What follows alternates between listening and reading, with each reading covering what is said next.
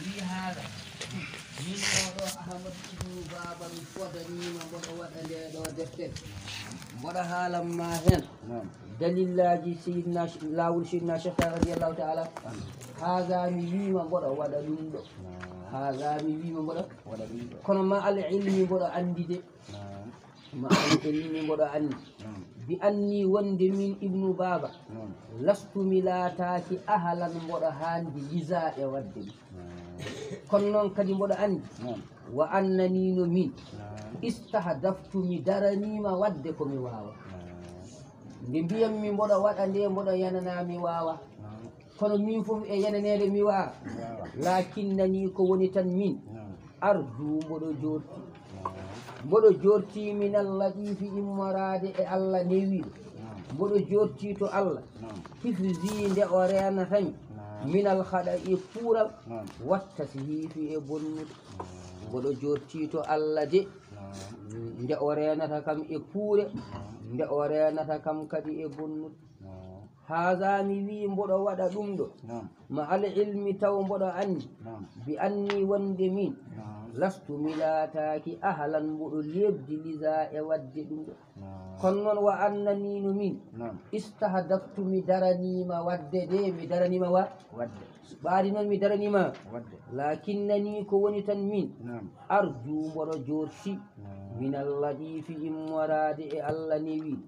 hifzinde ndenatemi minal haɗay e puura wattasi hiifi e bonani kadi lakinnani arju mboɗo jorti kadi an yakuna nde wona lakinnani ko woni tan min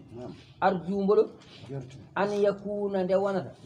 zanni nani de arju mboɗo jorti minallaɗifi immorade to allah an yakuna nde wonata zanni zamu ndima juɓɓum mboɗo jorti to allah an yakuna nde wonata zanni zamu ndima juɓɓum sababan yo won sababu ilartika i ngabbude darajati martabaji annu jabalabaɗe lakinnani ko woni tan min arju mboɗo jorti min allahifi immorade to allah subhanahu wa taala newiɗo wa an yakuna nde laatoto zanni zamu ndima juɓɓudi ndiɗo jimri nde wonata sababan sababu ilartika i ngabbude darajati martabaji annu jabalabaɗe kadi mboɗo jorti to allah wa an yumitani ala dini nabi wa hubbi cheikhina al imami ɗayibi bil anami zittika wal juudi bir rasuli sayyidil wujudi kadi mboɗo jorti to allah wa an yumitana nde o warata en enen en jorti to allah nde o warata en enen ala dini nabi e sunna annabi o sallllahu alih w sallam en jorti to allah nde o warata en e sunna annabi o kadi o wara en o hubbi e yidde cheikhina ceerno men al imami ɗeyyibi almami de belɗo o en jorti to allah nde warata en e sunna annabi ene warata en e yidde cheikhina cheikh tidiane annabi ñemtinde cheikh tidiane yide wi mboɗo jorti wa an yumitana nde allah warata en ala dini nabi e sunna annabi sallah sallam annabi yiɗete ñemtine cheikh tidiane noon kañum yiɗete tan kono ñemtine tan ko annabi kam mbaɗantano wo hubbi e yidde cheikhina ceerno men al imami ɗeyyibi almami belɗo sa anda cheyidna cheikh tidiane ɓuɗbul anami kokohowo windere nde bil anami koko ho cheikh tidiane zittu ke ko joom kulol allah wol juudi ko joom kaaray cheikh holko tagi cheikh tidiane ne wona ɓuɗbul anami sa yo woni ɓuɗbul anami won noon hibbur rasuli ko hibburra ko giɗo annabi o noon ko giɗo annabi annabi ne yiɗi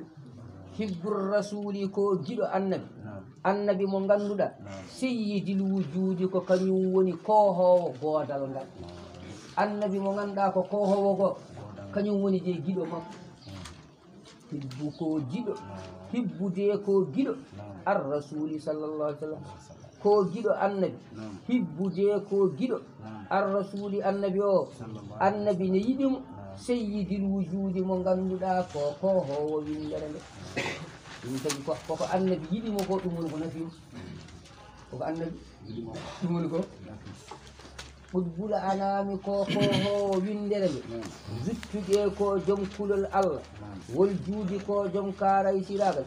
hibbir rasuli ko giɗo annabi sallah sallam seyyidil wujudi mo ganduɗa ko howo windere nde wi agata ko ɓuri laabde salawati rabbi yurmede Allah ko ɓuri laabde e yurmede alayhi yo woni annabi o wa alihi yo woni e koreji annabi koreji annabi ɓe ganduɗa summi koɓe ɓamtiɓe azuraron metaji salatu e salam yo woni e koreji annabi wassahabi kadi wona e wondiɓe annabi sallah sallam azka ko ɓuli labde salawati rabbi yurmedeji Allah salawati yurmedeji arrabbi Allah ko ɓuri labde e yurmedeji Allah alayhi yo woni annabi o wa alihi yo woni e koreji annabi koreji ɗi ganduɗa summi koɓe ɓamtiɓe azuraron metaɓe wa sahabi e wondiɓe annabi o salatu e salam yo woni e annabi o mastaka ɗon ɗo ene yiɗa mu'minun julɗo ɗon ɗo julɗo ene yiɗa ila ɗaybatihi fewde e wuro makko madinatul munawwara ɗon ɗo julɗo ene yiɗa madinatul munawwara yo salatu e salam yo woni annabi o mastaka ɗon ɗo ene yiɗa